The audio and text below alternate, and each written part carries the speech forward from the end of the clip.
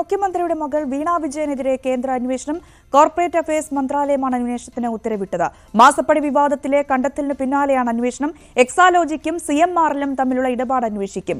3 അംഗ അന്വേഷണ സംഘം 4 മാസത്തിനുള്ളിൽ അന്വേഷണ റിപ്പോർട്ട് സമർപ്പിക്കും. ഡാനി പോൾ വാർത്തയുടെ വിശദാംശങ്ങൾ പങ്കുവയ്ക്കും. Dani, very good morning. വളരെ പ്രധാനപ്പെട്ട രാവിലെ പ്രേക്ഷകരുമായി പങ്കുവയ്ക്കുന്നു. പ്രത്യേകിച്ചും ഈ എക്സാലോജിക്കും CMRലുമായി ബന്ധപ്പെട്ട ഇടപാടുകളൊക്കെ അന്വേഷിക്കാൻ കേന്ദ്രം തീരുമാനിച്ചിരിക്കുന്ന ഏറ്റവും പ്രധാനപ്പെട്ട ഒരു റിപ്പോർട്ട് കൂടിയാണ് ഈ പുറത്തു വരുന്നത്. എന്താണ് ഇതിന്റെ പുതിയ വിശദാംശങ്ങൾ?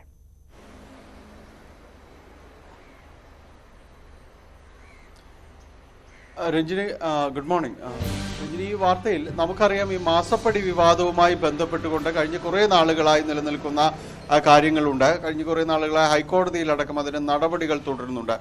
ഇതിൻ്റെ ഒരു തുടർച്ച എന്നോണമാണ് ഇപ്പോൾ ഒരു നടപടി ഉണ്ടായിരിക്കുന്നത്. കാരണം ഈ മാസപ്പടി വിവാദത്തിൽ CMRലിൻ്റെ CFOയും അതോടൊപ്പം തന്നെ CEOയും എല്ലാം ആദായ നികുതി സെറ്റിൽമെന്റ് ബോർഡിനടക്കം മൊഴി നൽകിയിരുന്നു.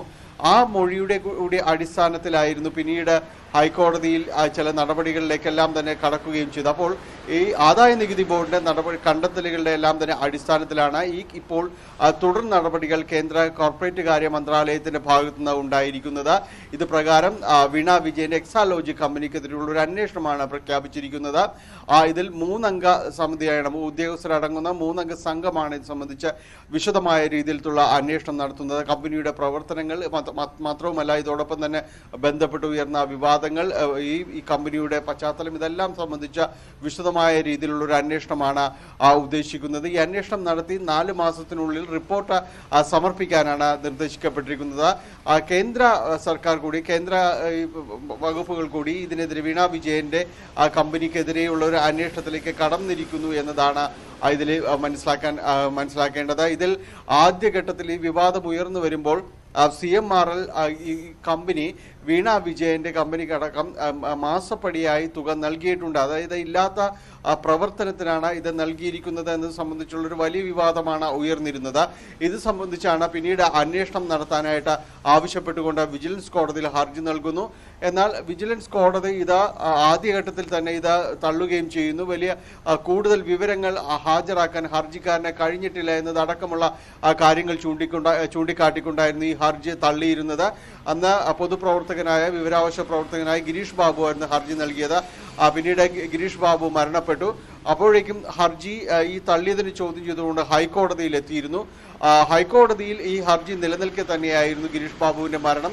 തുടർന്ന് ഗിരീഷ് ബാബുവിന്റെ കുടുംബം ഈ പരാതിയുമായി മുന്നോട്ട് പോകാനടക്കം താല്പര്യമില്ല എന്ന് ചൂണ്ടിക്കാണിച്ചിരുന്നു. പക്ഷേ കോടതി നടപടികൾ തുടരാൻ തീരുമാനിച്ചിരിക്കുകയായിരുന്നു. ഇതിന്റെ അടിസ്ഥാനത്തിൽ കോടതിയിൽ നിന്ന് തന്നെ പിണറായി വിജയനും അതോടൊപ്പം തന്നെ വീണ വിജയനും അടക്കം ഏതാണ്ട് 12ഓളം പേർക്ക്, ഈ മാസപ്പടി വിവാദവുമായി ബന്ധപ്പെട്ട് നിൽക്കുന്ന 12ഓളം പേർക്ക്, മുൻമന്ത്രിയായ PK കുഞ്ഞാലിക്കുട്ടി, രമേശ് ചെന്നിത്തല തുടങ്ങിയവരുൾപ്പെടെ 12ഓളം പേർക്കാണ് നോട്ടീസ് നൽകാനായിട്ട് ഈ എതിർ കക്ഷികൾ, ഇവരുടെ കൂടി വാദം ഇതിൽ കേൾക്കേണ്ടതുണ്ട്, അവർക്ക് കൂടി പറയാനുള്ളത് എന്താണെന്ന് അറിയേണ്ടതുണ്ട് എന്നതടക്കം ചൂണ്ടിക്കാണിച്ചുകൊണ്ട് അവർക്ക് കൂടി നോട്ടീസ് അയക്കാനുള്ള നടപടികളിലേക്കടക്കം ഹൈക്കോടതി ഉത്തരവിട്ടിരുന്നു. ഇതിനുശേഷമാണ് ഇപ്പോൾ മറ്റൊരു രീതിയിലുള്ള ഒരു അന്വേഷണത്തിലേക്ക് ഇപ്പോൾ കടന്നിരിക്കുന്നത്. കേന്ദ്ര സർക്കാരിന്റെ ഭാഗത്തു നിന്നുള്ളൊരു അന്വേഷണമാണ്. ഈ കാര്യത്തിൽ മാസപ്പടി വിവാദം അടക്കമുള്ള കാര്യത്തിലൂടെ വിവാദമായിരുന്ന എക്സാലോജി കമ്പനിക്കെതിരെയാണ് ഇപ്പോൾ 3 അംഗ ഉദ്യോഗസ്ഥ സമിതി അന്വേഷണം നടത്തുന്നത്. 4 മാസത്തിനുള്ളിൽ ഇത് സംബന്ധിച്ച റിപ്പോർട്ട് സമർപ്പിക്കാനാണ് നിർദ്ദേശിക്കപ്പെട്ടിട്ടുള്ളത്.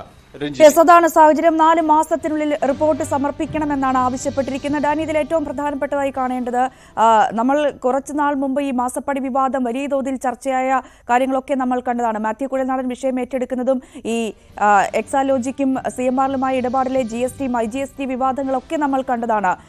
അതിനുശേഷം വീണ്ടും ഇതിപ്പോൾ കേന്ദ്ര അന്വേഷണം കൂടി വരുമ്പോൾ വീണ്ടും ഈ ഒരു വിഷയം, മാസപ്പടി വിവാദവും മുഖ്യമന്ത്രിയുടെ മകളുമായി ബന്ധപ്പെട്ടുള്ള ഇടപാടുമൊക്കെ കേന്ദ്രീകരിച്ച് വീണ്ടും വാർത്തകൾ സജീവമായി വരുന്ന ഒരു സാഹചര്യത്തിലേക്ക് എത്തുകയാണ്. സ്വാഭാവികമായും വലിയ രാഷ്ട്രീയ ആയുധമൊക്കെയായി മാറാനുള്ള സാധ്യത കൂടി മുന്നിൽ കാണണമല്ലേ?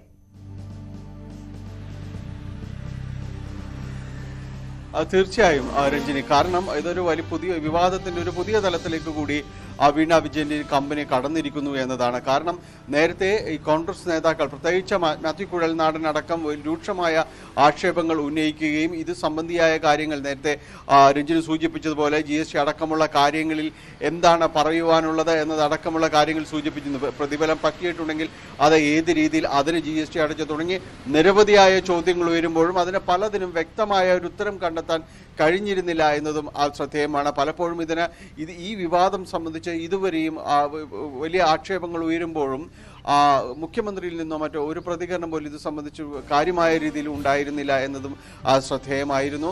അത് ആ മൗനം പോലും വലിയ രീതിയിൽ തന്നെ ചർച്ച ചെയ്യപ്പെട്ടിരുന്നു. അങ്ങനെ അത് പ്രതിപക്ഷത്തിന്റെ വലിയൊരു ആയുധമായി മാറുന്നു. പിന്നീട് അത് ഹൈക്കോടതിയിലേക്ക് അടക്കമെത്തുമ്പോൾ ഓരോ തവണയും കേസ് പരിഗണിക്കപ്പെടുമ്പോഴും അത് വലിയ രീതിയിലുള്ള ചർച്ചകളിലേക്കെല്ലാം തന്നെ വഴിതെളിച്ചിരുന്നു. ഇപ്പോൾ വീണ്ടും അത് സജീവമായ ചർച്ചയിലേക്ക് വരുന്നു.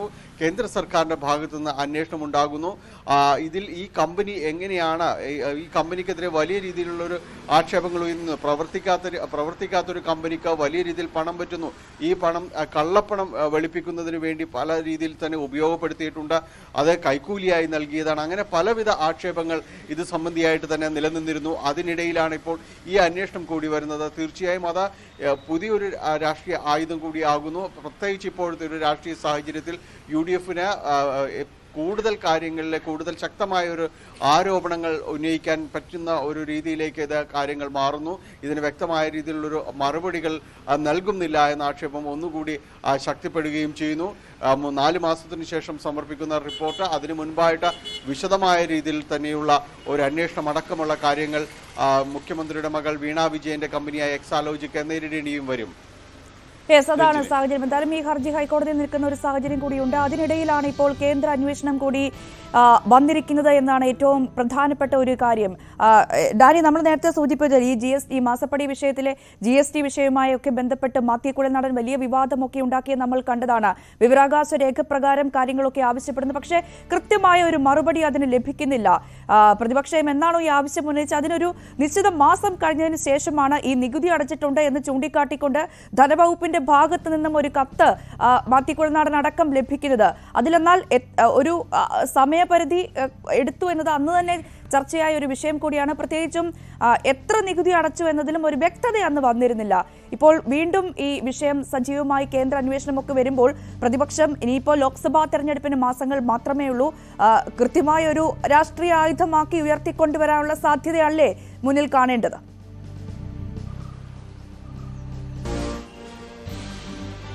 അത് തന്നെയാണ് രാഷ്ട്രീയ. അതുമാത്രവുമല്ല, നിയമസഭ സമ്മേളിക്കാനായിട്ട് പോകുന്നു. ഇപ്പോൾ എല്ലാം തന്നെയും ഈ ചോദ്യങ്ങൾ അതിനകത്തും ഉയരും എന്ന കാര്യത്തിൽ യാതൊരു സംശയവുമില്ല. കാരണം ഇത് വളരെ കരുതലോടുകൂടിയും മാത്രമാണ് ഈ വിഷയത്തിൽ CPM പ്രതികരിച്ചിട്ടുള്ളതെന്ന് ഓർക്കുക. അതും CPM-ന്റെ നേതൃത്വമായിരുന്നു. ഒരിക്കലും മുഖ്യമന്ത്രിയോ മറ്റാരും ഇതുമായി ബന്ധപ്പെട്ടൊരു പ്രതികരണത്തിലേക്ക് വന്നില്ല. CPM സംസ്ഥാന നേതൃത്വം തന്നെയായിരുന്നു ഈ ഒരു വിഷയത്തെ പ്രതിരോധിക്കാനായിട്ട് പലപ്പോഴും മുന്നോട്ട് വന്നിരുന്നത്. ഈ കമ്പനിയുടെ GST സംബന്ധമായ വിഷയങ്ങളിൽ വളരെ സൂക്ഷിച്ചായിരുന്നു CPM അഭിപ്രായം പറയുകയും ചെയ്തത്.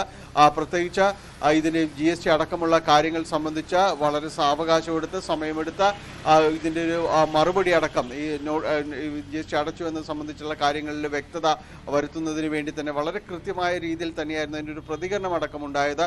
എന്നാൽ അതിനെക്കുറിച്ച് പോലും സംശയങ്ങൾ ബാക്കി നിൽക്കുന്ന രീതിയിൽ തന്നെയായിരുന്നു തുടർച്ചയായ ആരോപണങ്ങൾ ഉന്നയിച്ചത്. കഴിഞ്ഞ കുറേ നാളുകളായി ഉരുണ്ടുകൂടുന്ന ഈ ആക്ഷേപങ്ങളാണ്. അതിനെ തീർച്ചയായും CPM നേതൃത്വം പൊതുവിൽ ഈ കാര്യങ്ങളെ പ്രതിരോധിക്കാൻ മുന്നോട്ട് വരുമ്പോഴും പലയിടത്തും തന്നെ ഉത്തരങ്ങൾ ഉണ്ടാകുന്നില്ല എന്ന പ്രതിപക്ഷത്തിന്റെ ആരോപണവും ഒന്നുകൂടി തന്നെ ശക്തിപ്പെടുന്ന ഒരവസ്ഥയായിരുന്നു ഉണ്ടായിരുന്നത്. ഇപ്പോൾ ലോക്സഭാ തെരഞ്ഞെടുപ്പ് അടക്കം മുന്നോട്ട് വരുന്നൊരു സാഹചര്യത്തിൽ CPM-നെ പൊതുവിൽ പ്രതിരോധത്തിലേക്ക് കൊണ്ടുവരിക എന്നൊരു കാര്യത്തിന് ആ ഒരു രീതിയിലേക്ക് ആക്ഷേപങ്ങൾ ഉയർത്തിക്കൊണ്ടുവരുന്നതിന് പ്രതിപക്ഷത്തിന് ഇത് ഉപകരിക്കുമെന്ന കാര്യത്തിൽ യാതൊരു സംശയവുമില്ല. കാരണം അത്രമേൽ ആക്ഷേപങ്ങൾ ഇത് സംബന്ധിയായി നേരത്തെ ഉയർന്നിരുന്നു, ചർച്ചകളുണ്ടായിരുന്നു. പ്രതിപക്ഷം ഒന്നടങ്കം, പ്രത്യേകിച്ച് കോൺഗ്രസ് വലിയ രീതിയിൽ തന്നെ ഇത് ആരോപണമായി. PC വിഷ്ണുനാഥ് ഈ വിഷയത്തിൽ പ്രതികരിക്കാൻ നമ്മളോടൊപ്പമുണ്ട്. ശ്രീ PC വിഷ്ണുനാഥ്, ഇതിലിപ്പോൾ എക്സാലോജിക്കും CMR-ഉം തമ്മിലുള്ള ഇടപാട് അന്വേഷിക്കാനാണ് ഇപ്പോൾ കേന്ദ്ര സംഘത്തിന്റെ നീക്കം. 4 മാസത്തിനുള്ളിൽ റിപ്പോർട്ട് സമർപ്പിക്കണം എന്നടക്കം അവർ പറഞ്ഞു വെക്കുകയാണ്.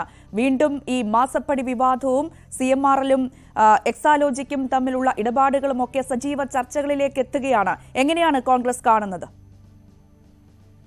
ആക്ഷേപമോ ആരോപണമോ അന്വേഷിക്കുന്നതിനപ്പുറത്തേക്ക് ആദ്യം തന്നെ ഈ ഇന്ററിം സെറ്റിൽമെന്റ് ബോർഡിന്റെ തന്നെ ഒരു ജഡ്ജ്മെന്റിൽ ഇപ്പോൾ ഈ പറയപ്പെടുന്ന കാര്യങ്ങൾ വിധിയായി വന്നതാണ്. 1,72,00,000 രൂപ ചെയ്യാത്ത സേവനത്തിന് കൈപ്പറ്റി എന്നുള്ളത്. അത് സംബന്ധിച്ച് ആരോപണത്തിന് വിധേയരായ, ആരോപണമായിരുന്നില്ല, ജഡ്ജ്മെന്റിൽ പറയപ്പെടുന്ന വ്യക്തിത്വങ്ങൾ, എക്സാലോജിക്കിന്റെ ഉടമ, മുഖ്യമന്ത്രിയുടെ മകൾ അടക്കമുള്ളവർ ഒരു വിശദീകരണവും നൽകിയിട്ടില്ല ഇതുവരെ. അതിനുശേഷം അതിനെക്കുറിച്ചുള്ള അന്വേഷണം നടന്നിട്ടുണ്ട്. രജിസ്ട്രാർ ഓഫ് കമ്പനീസ് അവര് നടത്തിയ അന്വേഷണത്തിന്റെ കണ്ടെത്തലിന്റെ അടിസ്ഥാനത്തിലാണ് ഇപ്പോ വീണ്ടും ഈ 3 അംഗ സമിതിയെ അന്വേഷണത്തിന് വെച്ചിട്ടുണ്ട് എന്ന് ഇപ്പോൾ മാധ്യമങ്ങളിൽ നിന്നും രാവിലെ മനസ്സിലാക്കുന്നത്. വളരെ ഗുരുതരമായ കാര്യമാണ്. അപ്പോൾ ഈ ഇന്ററിം സെറ്റിൽമെന്റ് ബോർഡിന്റെ വിധിയിൽ നിന്നും പിന്നെയും മുന്നോട്ട് പോയിട്ടുള്ള ഒരു നിഗമനങ്ങളുടെ അടിസ്ഥാനത്തിൽ നടക്കാൻ പോകുന്ന ഒരു അന്വേഷണമാണ്. വളരെ ഗുരുതരമായ ഒരു വാർത്തയായിട്ടാണ് ഇതിനെ ഞാൻ കാണുന്നത്. ഇനിയിപ്പോൾ വരും ദിവസങ്ങളിൽ 25-ാം തീയതിയോടുകൂടി സഭാ സമ്മേളനമൊക്കെ ആരംഭിക്കാൻ പോവുകയാണ്. ഏത് രീതിയിലായിരിക്കും കോൺഗ്രസ് ഈ വിഷയത്തെ ഉയർത്തിക്കൊണ്ടുവരിക? കഴിഞ്ഞ നിയമസഭാ സമ്മേളനത്തിലും ഈ വിഷയം പ്രതിപക്ഷം ഉയർത്തിക്കൊണ്ടു വന്നിരുന്നു. അതിന് കൃത്യമായ മറുപടി ഗവൺമെന്റിന്റെ ഭാഗത്ത് നിന്ന് അന്ന് കിട്ടിയിട്ടില്ല. തീർച്ചയായും ഇത്തവണയും ഇത് ആവർത്തിക്കും. ചോദ്യങ്ങളുണ്ടാകും. ഗവൺമെന്റിന്റെ സമീപനം എന്താണെന്നാണ് മനസ്സിലാക്കേണ്ടത്. കൃത്യമായൊരു മറുപടി ഭരണപക്ഷത്തിന്റെ ഭാഗത്ത് നിന്ന് ഈ വിഷയത്തിൽ പ്രതീക്ഷിക്കുന്നുണ്ട്. പലപ്പോഴും ചോദ്യങ്ങൾക്ക് മുഖ്യമന്ത്രി ഒഴിഞ്ഞു പോകുന്ന സമീപനമാണ് നമ്മൾ കണ്ടിട്ടുള്ളത്. അത് വാർത്താ സമ്മേളനത്തിലായാലും സഭയിലായാലും, പ്രത്യേകിച്ചും AK ബാലനൊക്കെയാണ് ഈ വിഷയത്തിൽ മറുപടി പറഞ്ഞു പോകുന്നത് കണ്ടിട്ടുള്ളത്. അതുകൊണ്ട് ഒരു കൃത്യമായ ഒരു പ്രതികരണം അല്ലെങ്കിൽ അങ്ങനെ ഒരു സംഭവം കോൺഗ്രസ് പ്രതീക്ഷിക്കുന്നുണ്ടോ? ഞങ്ങൾ ആവശ്യപ്പെടും. താങ്കൾ സൂചിപ്പിച്ചതുപോലെ ഇതുവരെ കിട്ടാത്ത ഒരു മറുപടി സർക്കാരിന് ഇനിയും ലഭിക്കുമെന്നുള്ളത് നിയമസഭയൊക്കെ സമ്മേളിക്കുമ്പോൾ നമുക്ക് പ്രതീക്ഷിക്കേണ്ട കാര്യമാണ്, നോക്കേണ്ട കാര്യമാണ്. എങ്ങനെയാണ് ഗവൺമെന്റ് ഇതുവരെയും ഇക്കാര്യത്തിൽ ഒരു മറുപടി കിട്ടിയിട്ടില്ല. സ്വാഭാവികമായും CPM ഈ വിഷയത്തിൽ പ്രതിരോധിക്കുക. ഇനിയിപ്പോ ഇലക്ഷന് മാസങ്ങൾ മാത്രമാണ് ബാക്കിയുള്ളത്. അതുകൊണ്ട് കൃത്യമായൊരു രാഷ്ട്രീയ നീക്കമാണ് ഇതിന് പിന്നിൽ എന്ന ഒരു വാദമായിരിക്കുമല്ലോ സ്വാഭാവികമായും CPM ഉയർത്തിക്കാട്ടുക. മറ്റ് കാര്യങ്ങളിൽ പറയുന്നത് പോലെ ഒരു വാദം ഇതിൽ നിലനിൽക്കുമോ സംശയമാണ്. കാരണം കേന്ദ്ര അന്വേഷണ ഏജൻസികളുടെ പക എന്നതിനൊക്കെ അപ്പുറത്തേക്ക് ഈ ഒരു ആദായ നികുതി വകുപ്പിന്റെ ഇന്ററിം സെറ്റിൽമെന്റ് ബോർഡിന്റെ ഒരു ജഡ്ജ്മെന്റിൽ നിന്നാണ് ഇത് ഉത്ഭവിക്കുന്നത്. ഈ ബാക്കി അന്വേഷണങ്ങളൊക്കെ അതാണ് മറ്റ് കാര്യങ്ങളിൽ നിന്നും ഈ കേസിനെ വ്യത്യസ്തമാക്കുന്നത്.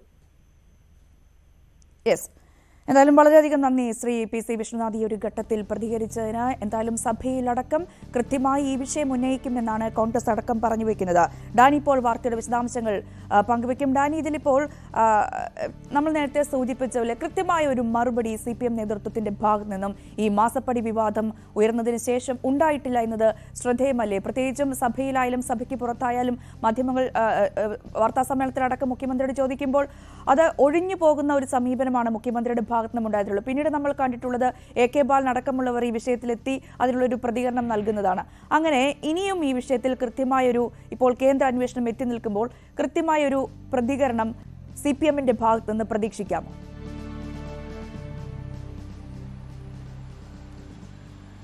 തീർച്ചയായും അതിൽ പ്രതീക്ഷിക്കേണ്ടതാണ്. കാരണം അതിൽ മറുപടി പറയേണ്ടതുമാണ്.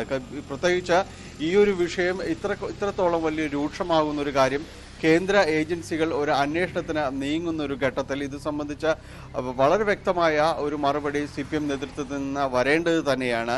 അല്ല എങ്കിൽ ഇതൊരു വലിയ രീതിയിലൊരു രാഷ്ട്രീയ ആയുധം എന്ന രീതിയിൽ പറയുമ്പോൾ അത് എത്ര കണ്ട് നിലനിൽക്കുമെന്ന് അത്തരം മറുപടികൾ കൊണ്ട് ഉതകുമെന്ന് നമുക്കറിയില്ല. കാരണം ഇതിന് മറുപടികൾ ആവശ്യമാണ്. അതിൽ വ്യക്തതയോടുകൂടിയുള്ള മറുപടികളും ആവശ്യമാണ്. തീർത്തും രാഷ്ട്രീയപരമായ ഒരു ആക്ഷേപമാണ് പ്രതിപക്ഷം ഉന്നയിക്കുന്നതെന്ന ഒരു ഒഴുക്കൻ മറുപടി, പതിവ് മറുപടികൾ കൊണ്ട് ഇതിനെ പ്രതിരോധിക്കാൻ കഴിയുമോ എന്ന സംശയമാണ്.